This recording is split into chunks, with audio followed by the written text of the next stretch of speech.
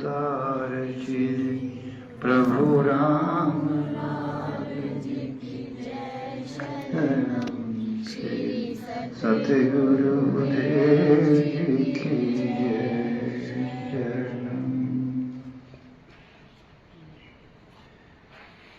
करुणा सागर प्रभु जी के प्रेम भक्ति स्वरूप बंधुओं,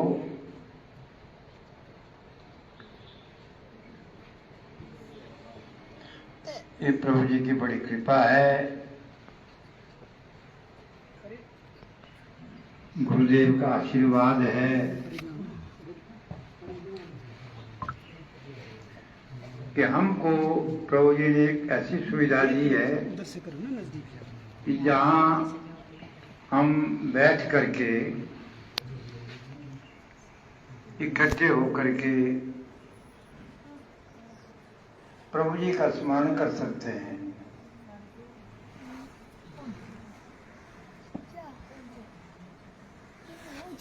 हम यहाँ क्यों आते हैं? क्या हम अपने घर में नहीं कर सकते? कर सकते हैं, लेकिन एक प्रश्न है, क्योंकि प्रभु तो सर्वव्यापक है, ये तो ठीक है। जैसे वायु सर्वव्यापक है, सब जगह है ना, तो फिर हम अपनी गाड़ी को सब जगह पर हवा भरने के लिए क्यों ले जाते हैं? फिर हम वहां ले जाते हैं जहां पर स्टेशन है हवा भरने का। व्यवस्था होती है, प्रभु जी ने व्यवस्था बनाई होती है, और प्रभु जी इतने सूक्ष्म काम करते हैं कि हमें पता नहीं चलता है। मेरे ख्याल में ठाकुर साहब ने भी कभी नहीं सोचा था कि मुझे ये सारा जिम्मेवारी प्रभु जी दे रहे हैं, ये व्यवस्था करने के लिए दे रहे हैं। पहले ही नक्शा बना होता है और उसके लिए उस आत्मा का भी चयन किया होता है प्रभु जी ने कि कौन ऐसी उदार आत्मा है जो केवल अपने लिए नहीं रो रही है, अपने जीवन की कर्म वृद्धि के लिए नहीं रो रहे हैं, सबके लिए सोचने की जिसके अंदर क्षमता है। तो ऐसी व्यवस्था प्रभु जी कर लेते हैं, पहले पता होता है, तो वो हम भाग्यशाली है कि हमको वो व्यवस्था मिली है।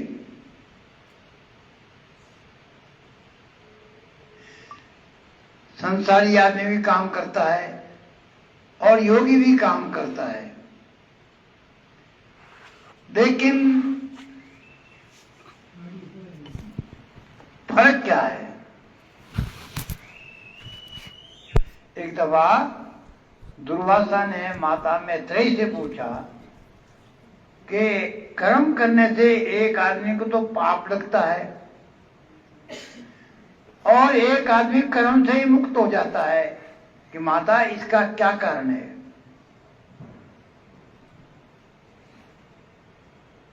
मैत्रेयी जी ने, बहुत बड़ी थी, योगिनी थी वो, तो उन्होंने कहा कि देखो, कर्म, अगर आप पाप से मुक्त होना चाहते हैं तो कहते हैं एक काम करना है, आप हर समय ये सोचो कि मैं किसके लिए काम कर रहा हूं, मुझे क्यों भेजा है इस संसार में। क्या रोटी खाई, इकट्ठे किए और रोते रहे, पीटते रहे और अंत में जाकर के चले गए। मानुष जीवन जो दिया है प्रभु जी ने, ये हमको क्यों दिया है? वैसे तो योनिया जो है, कीड़ी कुंजर सब है, परमात्मा के है वो भी, उनमें और हम में क्या फर्क है?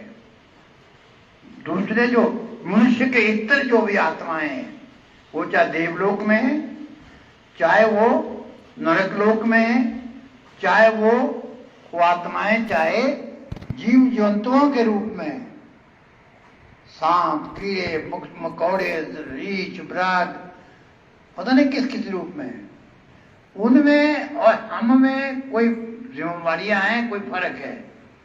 भगवान ने कृपा करके हमको ही मानुष दे दिए।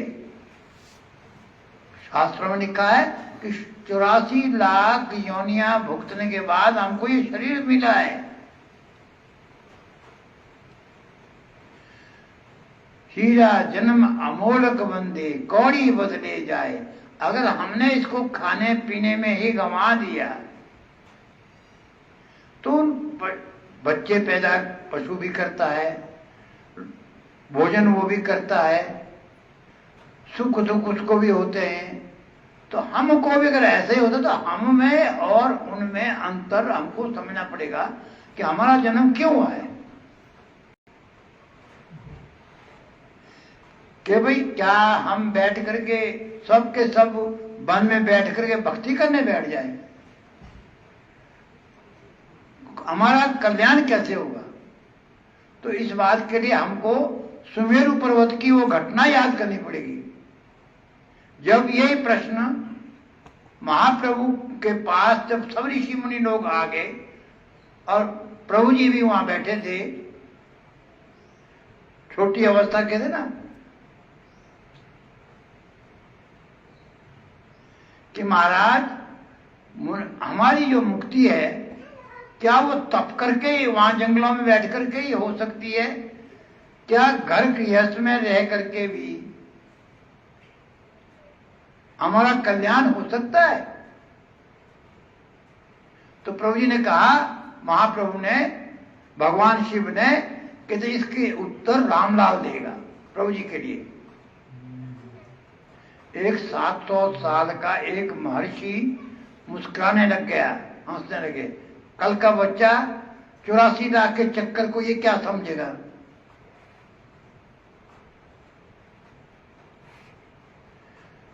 तो उसने जब ये बात बोली तो कहते हैं इनको तो मैंने बुलाया है, लेकिन तुम्हारा 84 का चक्कर अभी निपटा देते हैं। कहते हैं वो कहते हैं नीचे जा रहे धरती में। फिर और ऋषियों ने प्रार्थना की और उनको वापस लाया। फिर प्रभु जी ने जो जवाब दिया वो समझने लायक है। प्रभु जी ने कहा कि अपने सदगुरुदेव से कि अगर विरक्त हो, अनासक्त होकर के, विरक्त होकर के संसार में बाल बच्चों का पालन करते हुए भी,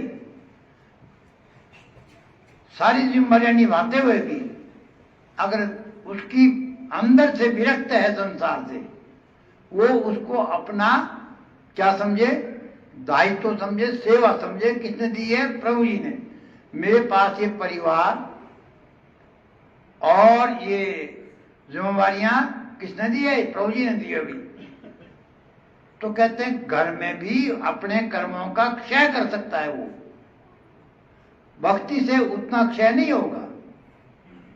भक्ति से इतना क्षय नहीं होगा कर्म जितना कहते हैं घर संसार में जाके प्रैक्टिकल रूप से गृहस्थ में रह करके अगर वो अनासक्त होकर के ये समझे कि ये बाल बच्चे जो मेरे पास हैं ये प्रभु जी ने मेरी जिम्मेदारी दी हुई है, इनसे चिपकना नहीं है, मोह नहीं करना है, इनसे निपटना है, मैंने चुकता होना है, जाना का है, मुझे जहां से आया हूं मैं मुझे वहां जाना है। ये मन में भाव बना रहना चाहिए। अगर ये शुद्ध भाव होगा तो मुक्त हो, कहते हैं मुक्ति जल्दी हो जाएगी। और शुद्ध भाव होना चाहिए। ये इसमें आपको, अब रविदास जी को आप जानते हैं, चमार थे, बड़े बड़े संत लोग उनके चरणों में आते थे, बड़े बड़े महात्मा। गंगा दशहरा था, चल पड़े सब, रविदास जी आप भी चलो महाराज, गंगा दशहरा, गंगा स्नान करने के लिए। कि महाराज मुख्य इसके कार्य बूट से गांठ न ले, बोला वो जूते मैंने वापस देने, वो देने मैंने, समझने लायक बात है। वो गुट्टे जूते मैंने गांठने हैं, मैं वायदा किया उसके साथ रात जाए दिन ने। अरे यार जो होते रहते हैं जूते तोते रहते, आज एक दशहरा है वहां, आज पर्व होते हैं ना, तो लोग जो है ना महत्वपूर्ण क्या है, जैसे आज भी पूर्णमासी भी है और आज के बाद पितृपक्ष भी शुरू हो रहा है, आज शाम को ग्रहण भी लग रहा है, तो ये पर्व तो आते रहेंगे जाते रहेंगे। जो लोग गए उनसे कहा मेरा तो कर्म प्रधान है, मैंने कर्म के पर बोल रहा हूं मैं कि कर्म जो है हमारा इतना जिम्मेदारी होना चाहिए कि मुझे निभाने हैं। बोला जा ही रहे आप लोग तो मेरी तारा ने मेरी बिनो, ऐसे बोलना गंगा माता को कि ये रविदास ने दिया है। बोले यार से दिए पंडित 4 5 6 पंडित जो ना उनको पकड़ा दिए, वो पकड़ाए तो उसके बाद जो गंगा में नहा के बस चमार की वो निकल अब ऐसी ना शौक अब तारा ने दे बोला, अब बोले तेरे बोलो गंगा माता को बोलना था गंगा माता रविदास ने दी है। बोले रविदास जी ने दी है गंगा माता, ये आपको देते हैं। उतने माता प्रकट हो गई गंगा और हाथ में पकड़ ली। अरे हाँ उनका तो पकड़े, हमारा उनका प्रकट हो गई। बोला हम दे रहे पैसे। फिर बोला ये ले देना रविदास को। एक कंगन दे दिया माता ने, वो इतना कीमती कंगन था, सोना क्या मूल्य रखे उसमें चकमक देख कर गया बड़ा बच्चा पड़े। फिर देखे मनुष्य की वृत्ति देखो, रास्ते में जब वापस आने लगे बड़े आरते के किस करा आए हो राजा के दे ही हमके तीसरों मिले पैसे तेरे कांगना रे सुनांगना को भी बता दो कीमती। चुप चुप कैसे चले गए राजा के यहाँ। महाराज कहते ये कंगन रानी साहिबा के लिए। रानी जी खुश हो गए, राजा खुश हो गए। सब बोले जी एक काम है जरूरी। रानी ने बोलो राजा साहब के मेरे को तो दूसरा कंगन चाहिए। बोला पूछता हूं मैं इनको। अरे पंडितो जितनी भी कीमत लगती है ना ये दूसरा कंगन रानी कदा तू भी कोई बोले तुझे तुझे चाहिए। अब क्या फंस गए। अब तुझे कंगन किधर कौन ले। फिर अब वो पता था कि हमने क्या किया हुआ है।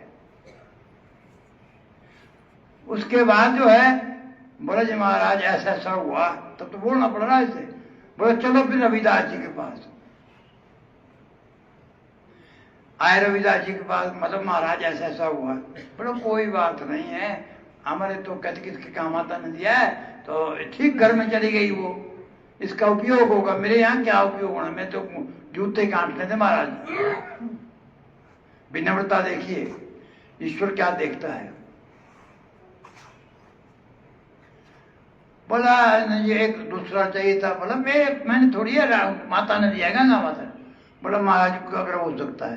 बोला मैं प्रार्थना करता हूँ। फिर गंगा माता कहते एक समस्या हो गया, आपने एक कंगन तो दे दिया, अब वो रानी साहब के पास वो दूसरे हाथ के लिए मांगती है, कृपा करो।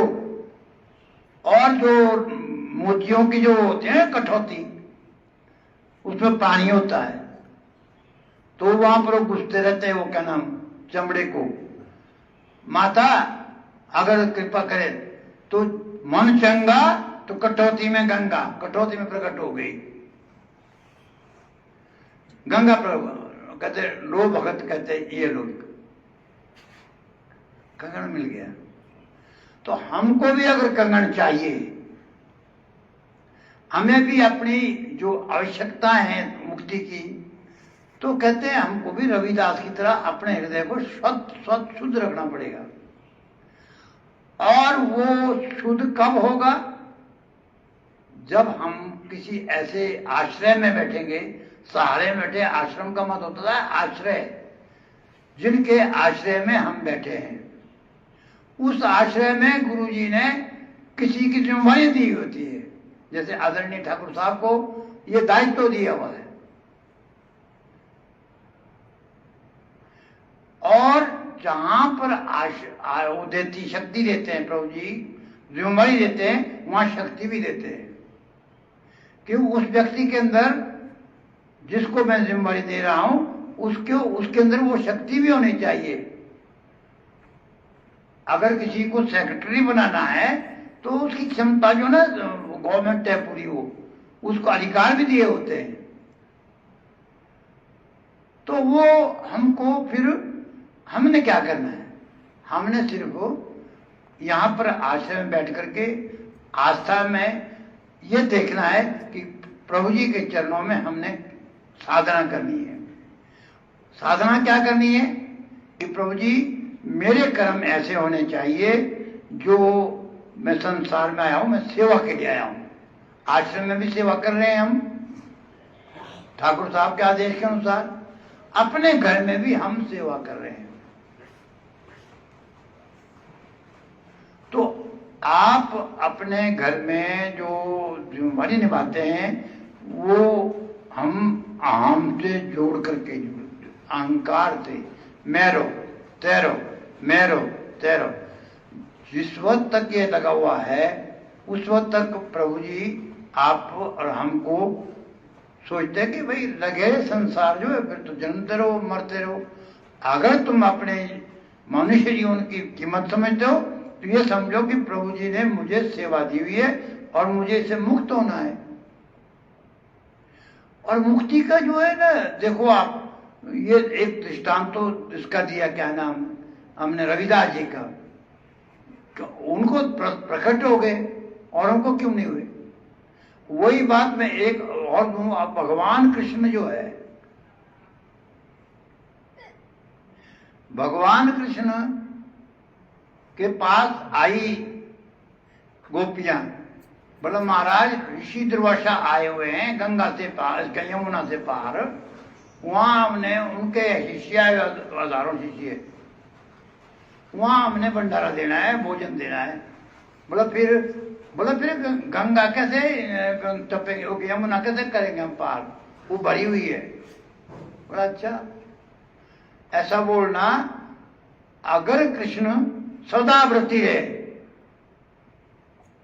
सदा ब्रह्मचारी हो, अगर कृष्ण सदा ब्रह्मचारी रहा हो, सदा ब्रह्मचारी है, तो गंगा यमुना माता रास्ता देना।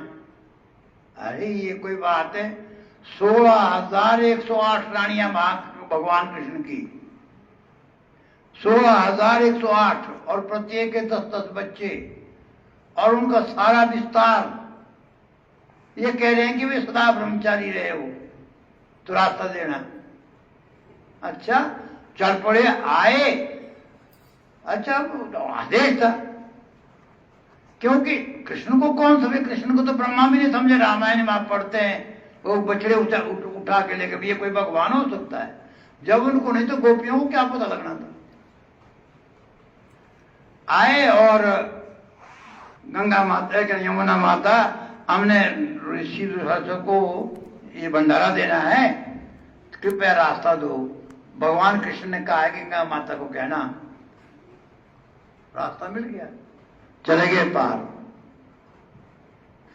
पार जाके सारा खिलाया पिलाया, हजारों उनको खिलाया, दुर्वासा जी ने भी खूब डट के खाया। बोले वो कैसे आए, बोले अब जहां तो पार कैसे जाए, वो कृष्ण तो वहां रह गया। बोला है कैसे, बोला ऐसा सब बोला ऐसा बोलो गंगा माता को, अगर दुर्वासा ऋषि ने और उनकी इन्होंने भक्तों ने कुछ नहीं खाया हो, सदाव्रती रहे हो, तो रास्ता दे दे। रास्ता मिल गया। अरे ये है क्या बात, ये बात जीवन में अनासक्ति की बात है। संसार में रहते हुए भी हम संसार के नहीं है, ये लीला है, नाटक है ये। इसके बैक में क्या है, उसमें सत्य है, असलियत है, माया से ऊपर की बात है वो, और हर आदमी भटके हुए माया में। और मुझे एक घटना याद आती है, रामायण में जो राम बने हुए ना, सीता बने हुए, क्या नाम उनका, राम जो बने हुए हैं, हाँ, उनको मतलब मेरे को पूछा, मैं एक दिन में सिगरेट पी रहा, बड़ा कमरे में बैठे, वहां पर एक आया सीरियस होके, कहते हैं हम आपको भगवान समझते हैं और आप कहते हैं यहाँ पर कहते हैं ये कहते वो क्या नाम कर रहे हैं, क्या नाम सिगरेट पी रहे हैं बस, और रोने लगे और साथ उतरने लग गया। कहते हम तो ईश्वर समझ रहे हैं आपको। बोला उसके बाद मैंने प्रण किया कि लोगों की आस्था जो है भगवान के रूप में अगर मुझ में है, मैं हूं या नहीं हूं, अगर भगवान के रूप में मेरी आस्था है, मुझे उनकी आस्था को बनाए रखने के लिए भी नियम बनाने पड़ेंगे अपने ऊपर। गए जो सीता बनी हुई है उससे पूछा, माता आपके दोनों दो लड़के आपके लवर खुश? अरे दो लड़कियां है मेरी, मैं कहते हैं सीता नहीं हूं। माया का खेल देखो ना, हम जो सामने में देख रहे हैं वो माया का पर्दा है, बीच में क्या है वो लीला योगी ही समझ सकता है जो सूक्ष्म में पहुंच चुका है। तो हमारा रास्ता क्या है? हमारा रास्ता है सदगुरु की पहचान, सदगुरु के को जो प्रतिनिधि गुरु जी ने दिया हुआ है हमको, यहाँ जिम्मेवारी जैसे यहाँ की ठाकुर साहब के पास है, आश्रम की जिम्मेवारी रोड़ा जी के पास है, ऐसे ही आश्रम और भी 20 आश्रम हो सकते हैं। प्राप्त होगा उतना शक्ति मिलेगी, उतनी जितनी वहां साधना हो रही होगी, जितनी वहां पवित्रता हो रही होगी, जितनी वहां अनासक्ति हो रही होगी। जहां पर केवल मायावी दिखावा होगा वहां पर वो जो ना हम वाले आपके हृदयों को नहीं बदलेगा। हृदय तो वहां बदलेगा, शक्ति तो वहां मिलेगी जहां पर सच्ची निष्ठा होगी। निष्ठा जब होगी गुरु पर आपकी, अगर हमारी ठाकुर साहब पर निष्ठा है तो ठाकुर साहब के भीतर ही प्रकट हो, इनको भी अपने को पता चले न चले, लेकिन प्रभु जी प्रकट हो जाएंगे इनके अंदर से। जो ये बोलेंगे वो वही बात होगी जो होगी, क्योंकि शक्ति आ गई है। जब शक्ति देता है भगवान, पता नहीं किस रूप में देता है। एक कहानी सुना करके पूरी करता हूं बात अपनी। एक राजा की लड़की थी, वो बड़ी भक्त थी, बहुत बड़ी भक्त। वो चाहती थी कि मेरे को गुरु मिले, गुरु मिले, गुरु प्रभु गुरु दे दो, प्रभु गुरु दे दो, प्रभु गुरु दे दो। रात को महल में वहां एक चोर घुसा हुआ। वो चोर ने सुना, क्यों ना मैं इसका गुरु बन जाऊं, और घर गया, गुरु सन्यासी वाला ड्रेस पहन करके सामने आ गया रात को। वो दुनिया राजा राजमहल में बाकी सोए हुए, वो थे भक्ति में बैठी हुई, गुरु मांग रही थी। करो बोलो बेटा, तो कहते हैं मेरी याद में तड़प रही, कई दिनों महाराज गुरु आके, गुरु आके, और माथा टेक। बोला ऐसा है दीक्षा दे दो मेरे को, यहां नहीं मिलेगी, वन में मिलेगी जाके।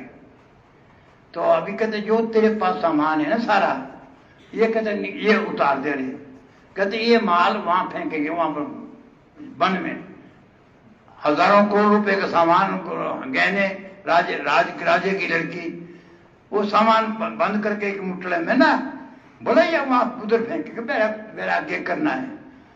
और वहां से लेके वन में जा करके उसने क्या कर दिया, वो लड़की को बांध लिया वहां, और वो माल लेके भाग गया चोर। तो चोर था ना,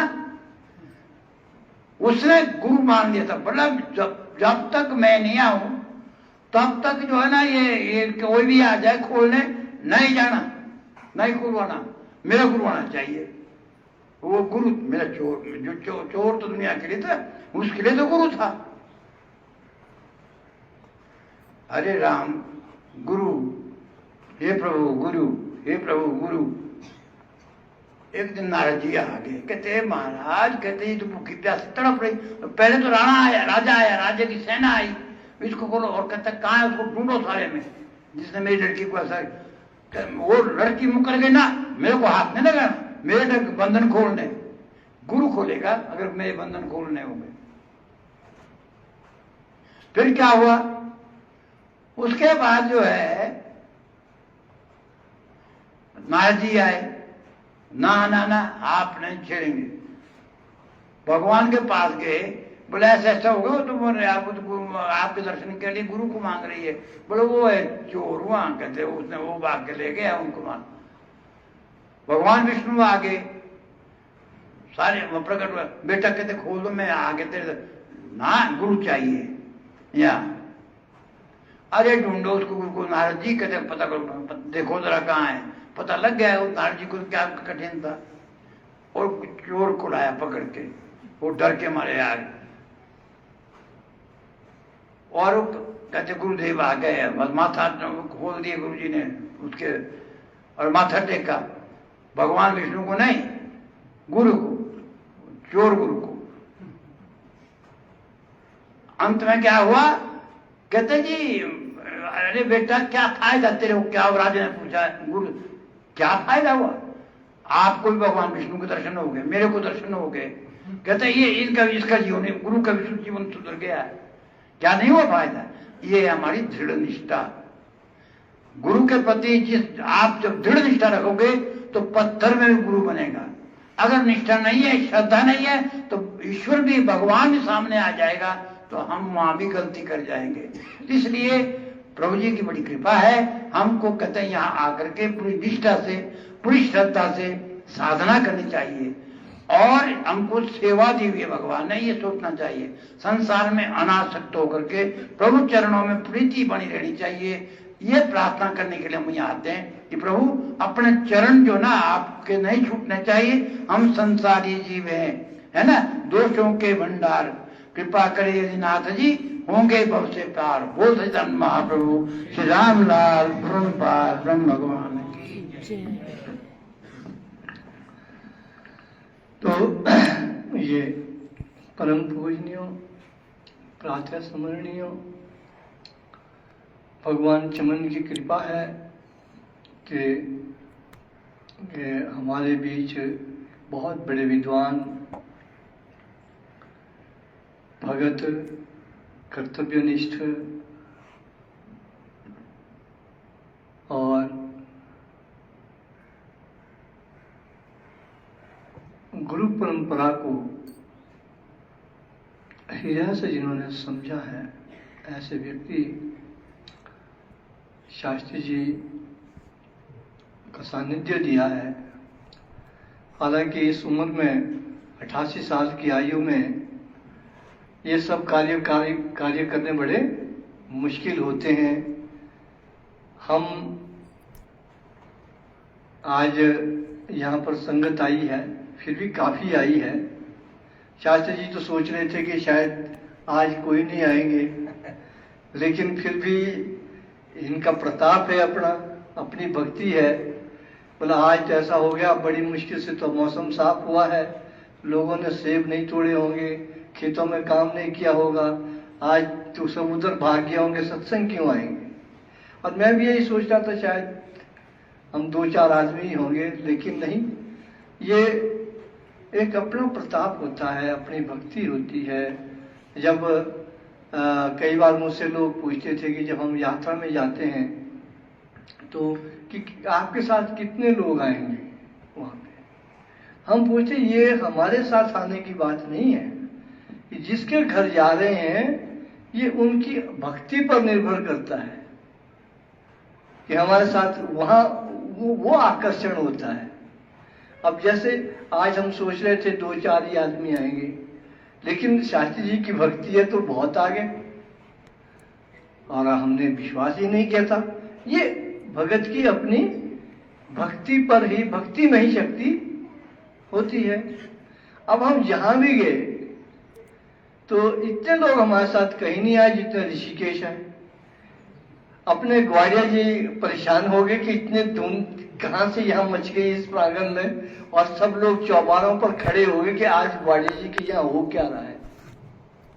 हम यही कहते हैं कितने लोग आएंगे भाई, सब वो उस भगत की अपनी भक्ति पर निर्भर करता है, कितने भगत वहां जाते हैं।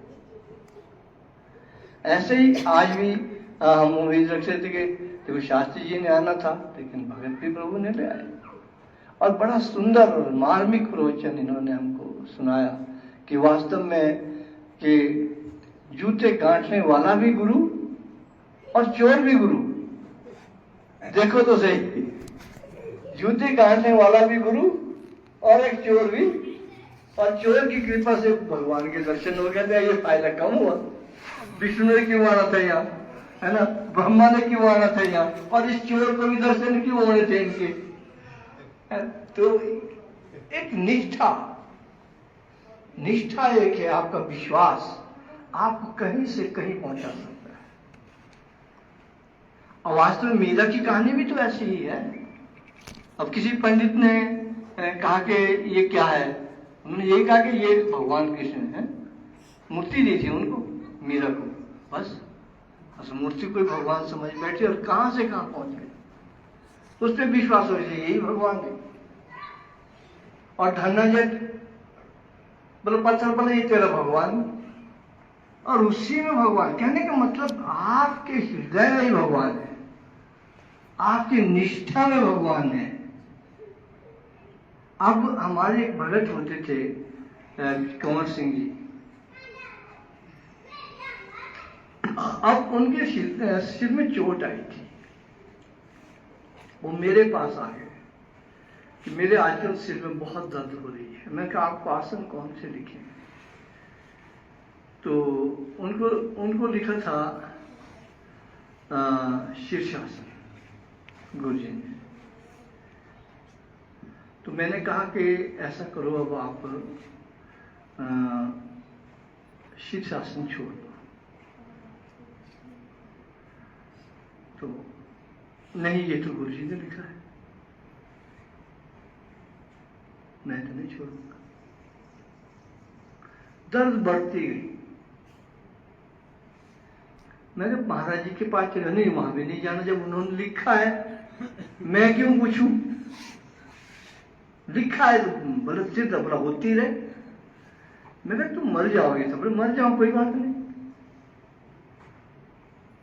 अब वो शीर्षासन करता ही रहा, और सिर दर्द एक बार इतनी बढ़ गई कि शायद वो शीर्षासन करते करते गिर जाता, लेकिन शीर्षासन फिर भी कर रहा है।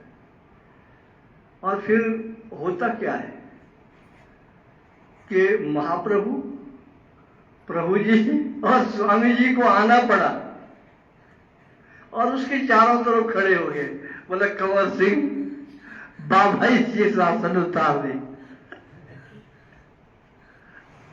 जब उसने देखा ये कौन आ गए, यही की गजानी जी कंवर सिंह थे, ओहो बोले अब उतार। बोले गुरु जी ने बोला, बोला अब हम बोल रहे हैं भाई, हम तुम्हारे गुरु जी को कह देंगे कि अब ये कंवर सिंह जी को हमने कहा है। फिर अब गुरु की बात उसने हृदय में रखी, और महाप्रभु को, प्रभु जी को और स्वामी जी महाराज को दर्शन देने लगा। गुरु का क्या महत्व होता है यहीं से पता चलता है। ऐसे ही उस राजकुमारी ने भी चोर की बात हृदय में गुरु समझ के रख दी, और बाद में वो कहने लगे भाई तेरे को फायदा किया, तेरे फायदा तुम सबको हो गया, भगवान के दर्शन राजे को भी हो गए, चोर को भी हो गए, मेरे को भी हो गया, तो ये कम फायदा है, एक को मेरे को थोड़ा कि तुम सबको भगवान के दर्शन सबको आना पड़ा। यहां से सिद्ध होता है कि हमारे हृदय की जो निष्ठा है, वो कितना सुंदर उपदेश जो है उनको शास्त्री जी ने दिया। और ठीक है, आपको पद मिल सकता है, पद आपको मिल सकता है, आप आचार्य हो सकते हैं, आप गुरु भी बोल सकते हैं, लेकिन आप उस पद का निर्वहन किस तरह से कर रहे हैं, ये ज्यादा मायने रखता है। किसी भी स्थान का जो महत्व है वो वहां पर चल रही ईश्वर भक्ति के प्रभाव पर आधारित होता है, कि वहां पर ईश्वर की भक्ति का प्रभाव कैसा है,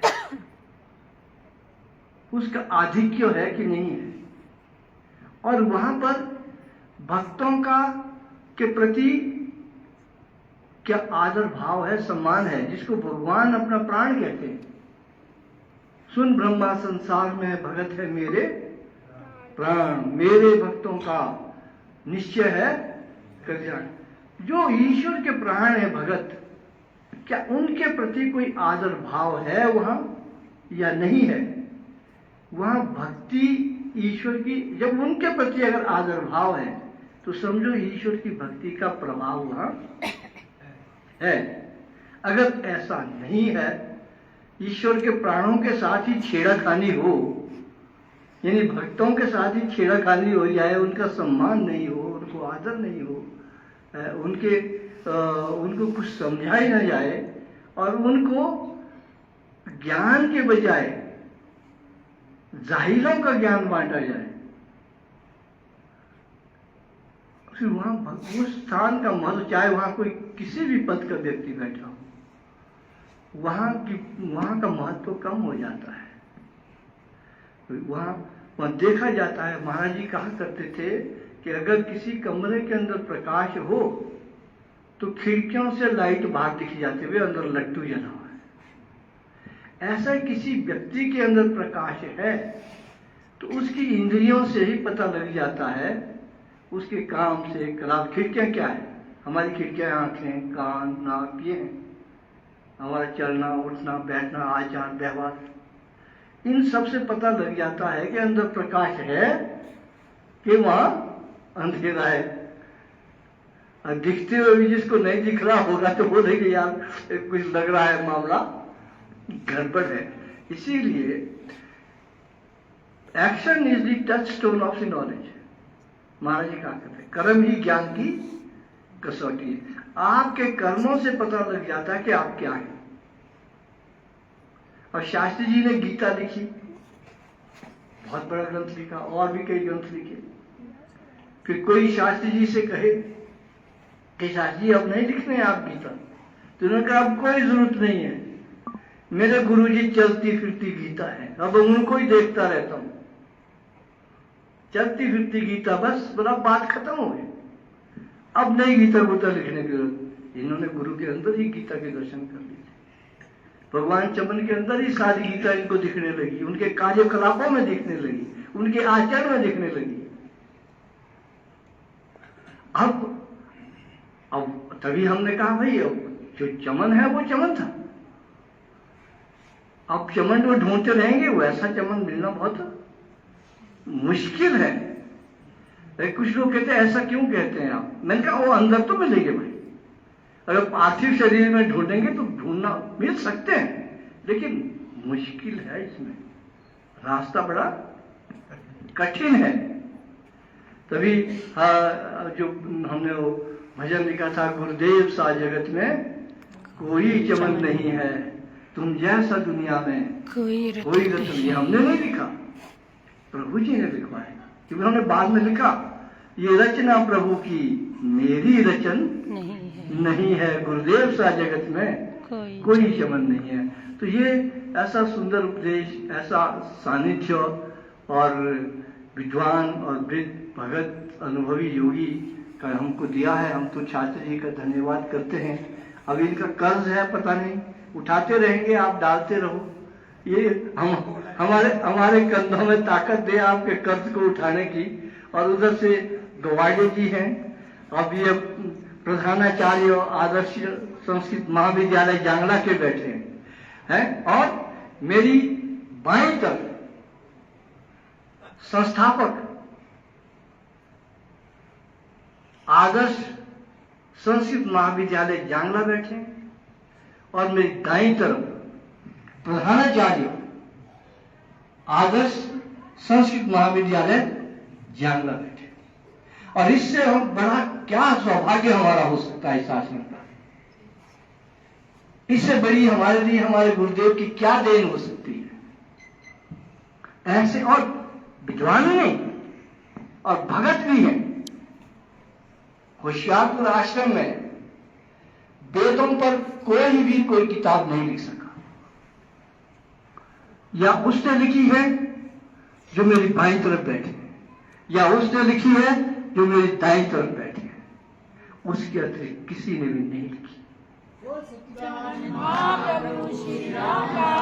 पूरनपाल ब्रह्म भगवान की जय। गुरुदेव जिस तरह से कहते थे इस तरह से लिखो, और बहुत से विद्वान बस कान पकड़ के निकल गए कि हमसे नहीं होगा, ना वो लिख सके।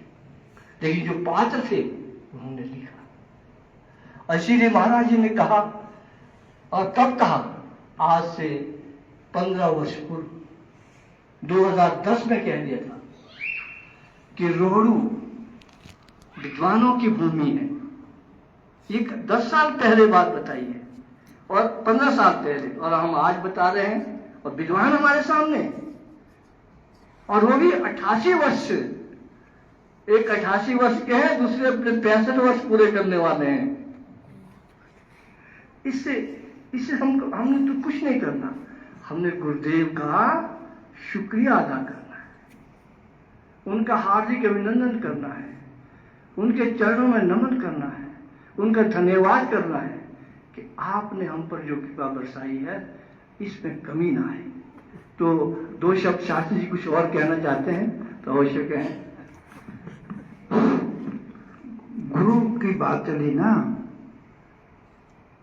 चर्चा भी चल रही है गुरुस्थान की, यहाँ है, कहते गुरु यहाँ रहते हैं या होशियारपुर रहते हैं, कहाँ रहते हैं। तो मैंने दोहे भेजे श्लोक ना, कुछ और भी है उसमें आध्यात्मिक ना, ठाकुर साहब को भी भेजे, उधर भी भेजे कुछ विद्वानों को। मैं कहा गुरु खोजन में चला, काशी और काशी और कैलाश, भीतर कौन बोल रहा है मैं तो तेरे पास, भीतर कौन बोल रहा है मैं तो तेरे पास। गुरु धाम की खोज में मिला न मैं चला, मिला न गुरु का धाम, हृदय गुफा में बैठ मिले बन के आत्म राम। हाँ, तो जिन्होंने समझा होगा तो मैं उसका उत्तर देना जरूरी समझा था। तो ये एक छोटी मजाक चल रहा है बाहर से, लेकिन असली बात तो है कि निष्ठा से हम सबको इस आश्रम में जो गुरु जी ने दिया है और जो जिम्मेदारी ठाकुर साहब ने दी है और हमको मौका दिया है कि हम यहाँ आते रहते, हमें लगे रहने चाहिए। लगे रहो, गुरु जी ने कहा है लगे रहो। तो मैंने एक दफा कहा, मैंने कहा गुरु जी ऐसा है कि मैं आपकी शरण में आया हूँ कि भाई गीता में एक श्लोक आता है ना, तद विद्धि प्रणिपातेन परिप्रश्नेन सेवया उपदेक्षन्ति ते ज्ञानम ज्ञानिना तत्वदर्शन। यहाँ क्यों आना है? कहते ज्ञानी लोगों का जाओगे ना, भक्त लोगों से जो ज्ञान हमको प्राप्त होगा, थोड़ा थोड़ा हमारा संस्कार धुलेगा, संसारिक जो मैल है वो धुलता रहेगा और आते रहेंगे। कहते लगे रहो, गुरु जी ने कहा लगे रहो, आओ लगे रहो। कहते जीवन में कुछ चीज जीवन में भी मिल सकता है। जब हम 10वीं के लिए 10 साल देने को तैयार है, अरे इसमें तो 10 जन्म में भी अगर प्रभु मिल जाओ क्या चाहिए। तो इसलिए गुरु जी ने कहा लगे रहो, और हमको ये अवस्था गुरु जी ने दी है, ये स्थान गुरु जी ने दिया है, तो हम आभारी हैं इस बात